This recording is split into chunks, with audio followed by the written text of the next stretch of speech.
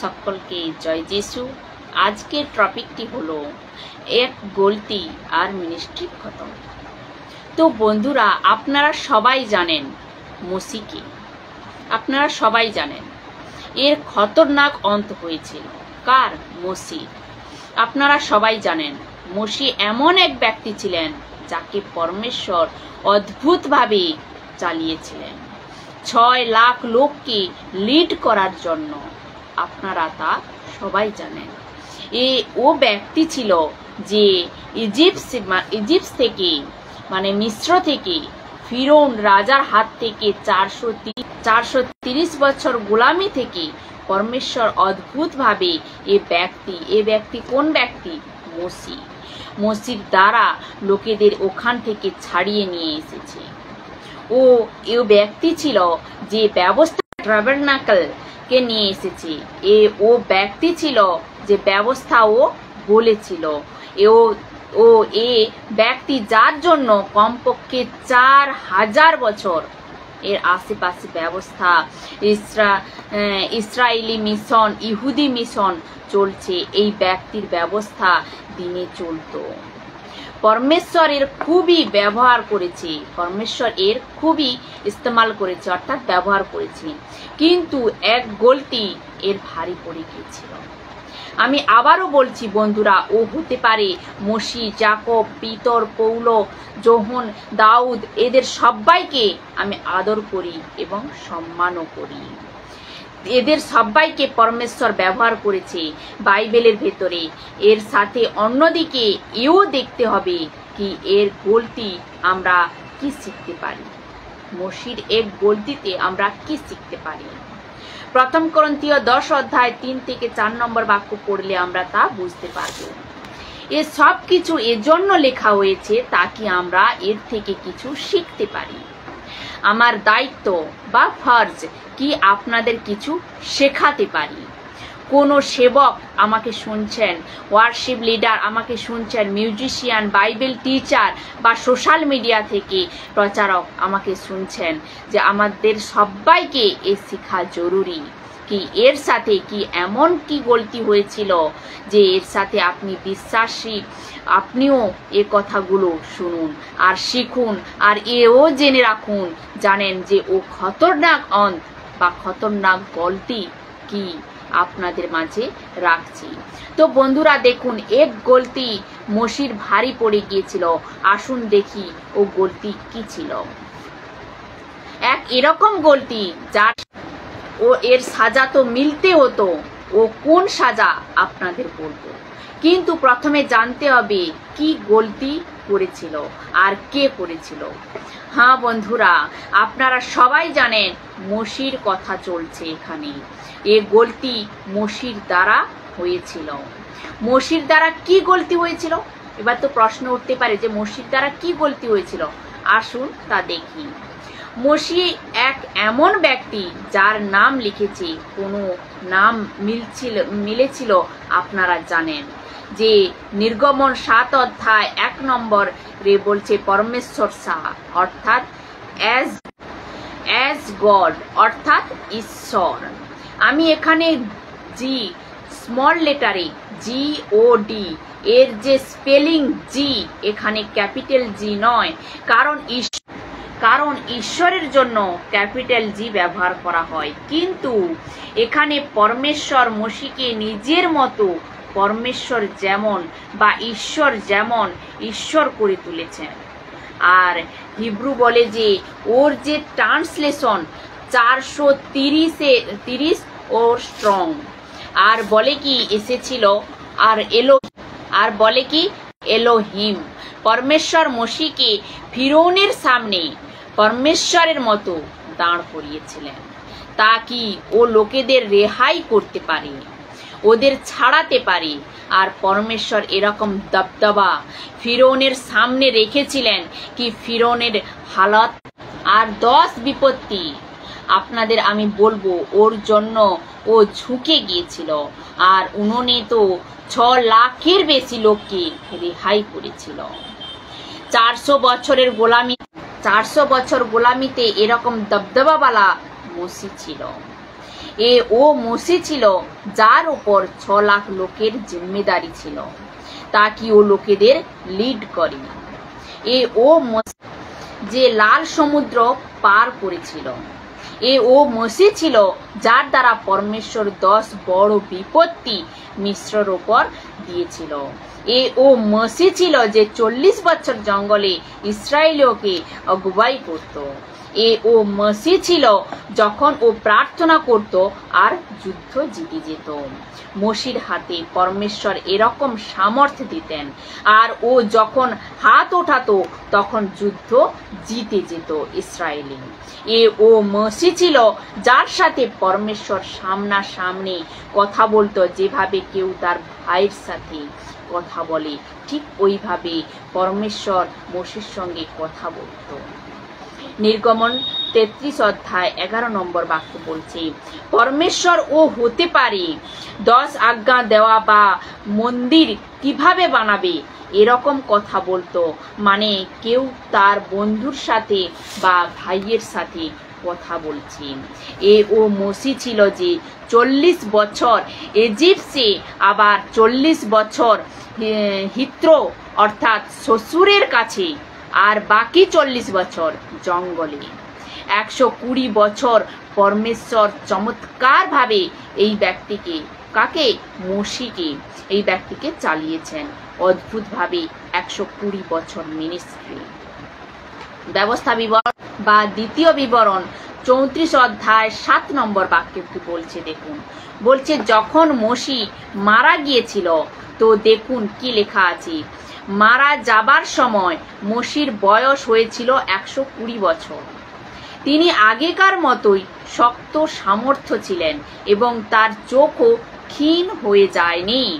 এর অর্থ হলো ও মজবুত ছিল, কোনো বিমারি ছিল না, আর 120 বছর বয়সে ও মারা যায়।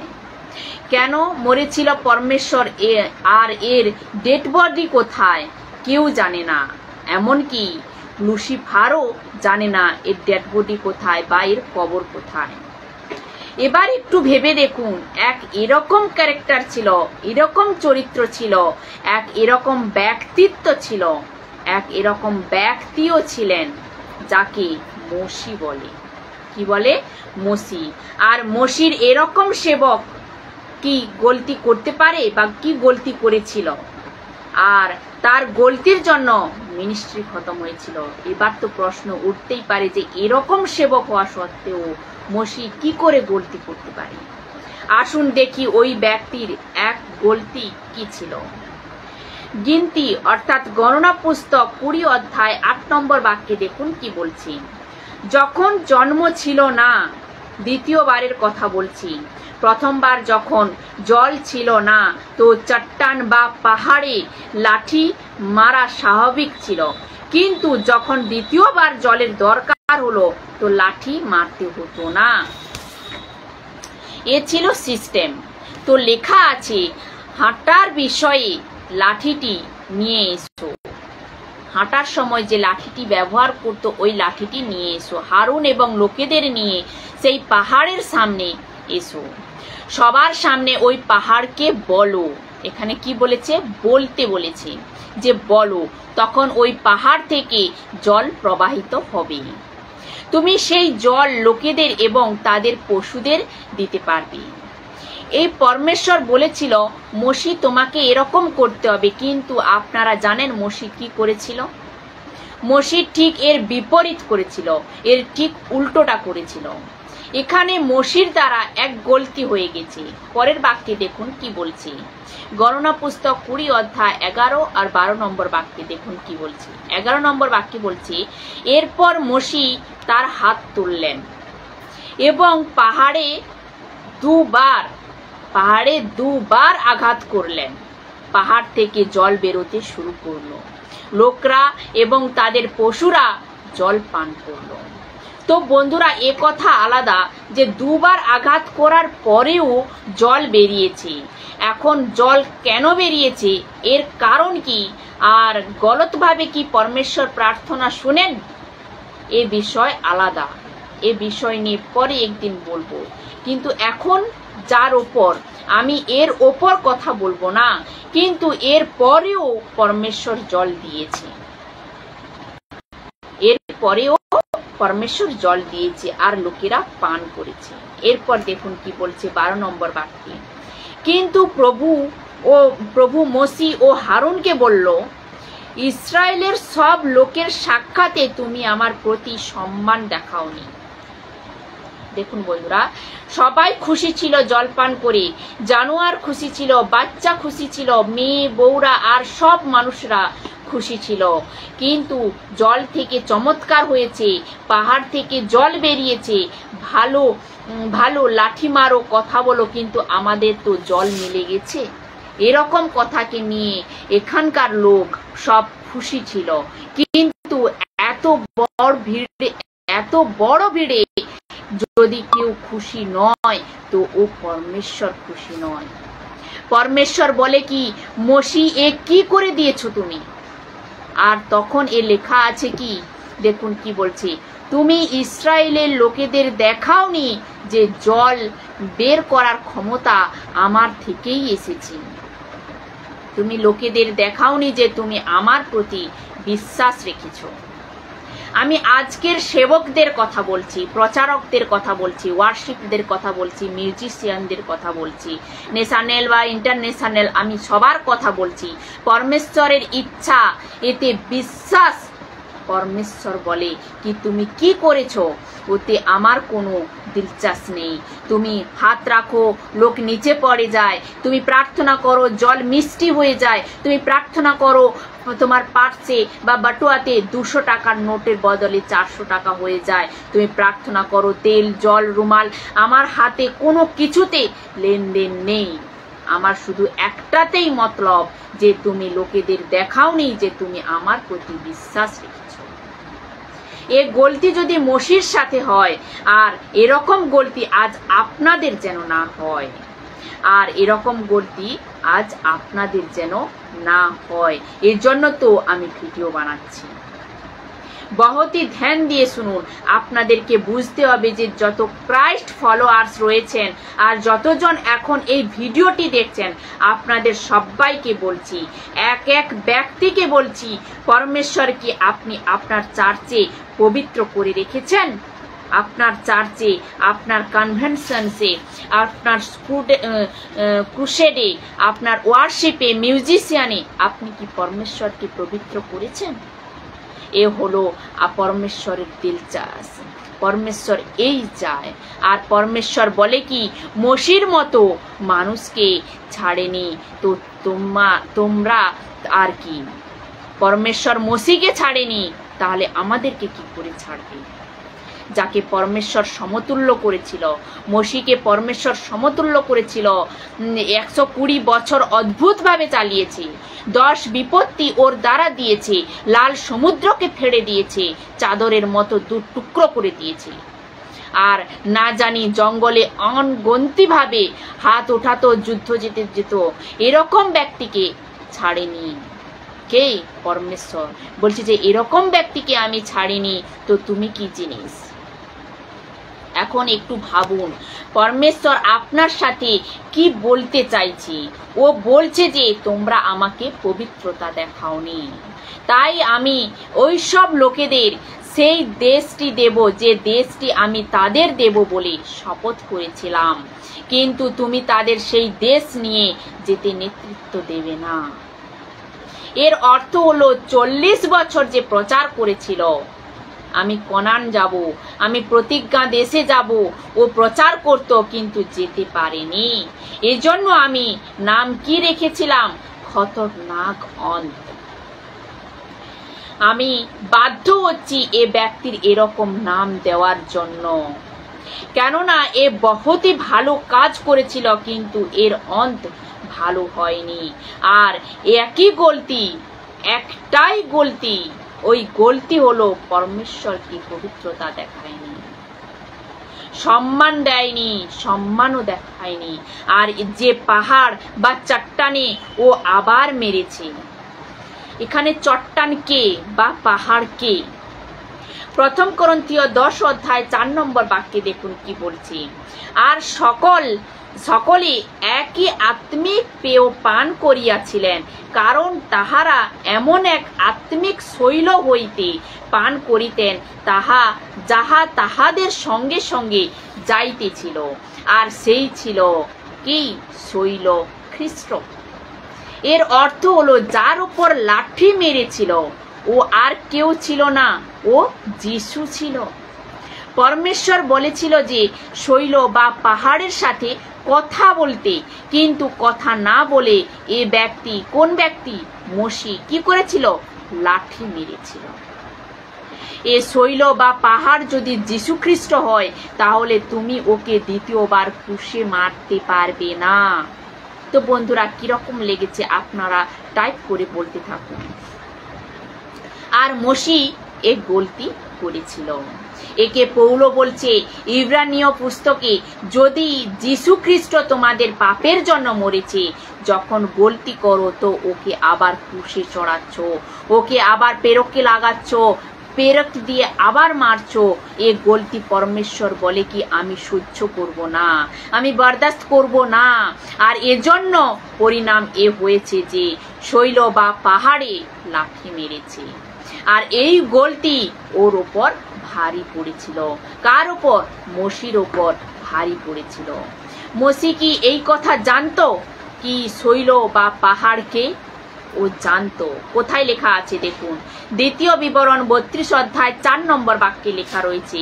কি লেখা রয়েছে দেখুন, মসি নিজে প্রার্থনা করেছে আর নিজেই বলছে শৈল অর্থাৎ প্রভু এবং তার কাজও ত্রুটিহীন, কারণ তার পথ সকল ন্যায়, ঈশ্বর সত্য এবং বিশ্বাস্য, তিনি মঙ্গলময় ও সৎ। মসি নিজে প্রার্থনা করেছে, মসি নিজে প্রার্থনা করেছে, অর্থাৎ মসি জানতো যে ওকে। যদি তুমি জানতো তাহলে কিভাবে গলতি করলে? প্রচারকদের কাছে জিজ্ঞাসা করছি, বাইবেল টিচারদের কাছে জিজ্ঞাসা করছি, ওয়ার্শিপ লিডারদের কাছে জিজ্ঞাসা করছি, আমার মতো যারা সোশ্যাল মিডিয়াতে প্রচার করে ওদের কাছেও আমি জিজ্ঞাসা করছি, তোমরা কি জানো না কোনটা সঠিক আর কোনটা ভুল? তাহলে এরকম গলতি কিভাবে করছেন? তো এই ঘটনা থেকে আমরা কি শিখতে পারি? এই ঘটনা থেকে আমরা শিখতে পারি যে পরমেশ্বরকে কোনোদিনই হালকাভাবে নেওয়া যাবে না। এর শব্দকে ভালো করে শুনুন, পরমেশ্বরকে কোনোদিন হালকাভাবে নেওয়া যাবে না। আর মসি এই গলতি করেছিল। মিনিস্ট্রি করতে করতে, সেবা করতে করতে, প্রত্যেক সানডে, প্রত্যেক শুক্রবার, প্রত্যেক বুধবার আপনারাও সেবা করতে করতে, আরে এ তো ক্যাজুয়াল হয়ে গেছে, এ তো রুটিন হয়ে গেছে, গান গাওয়া এ তো রুটিন হয়ে গেছে, ক্যাজুয়াল হয়ে গেছে।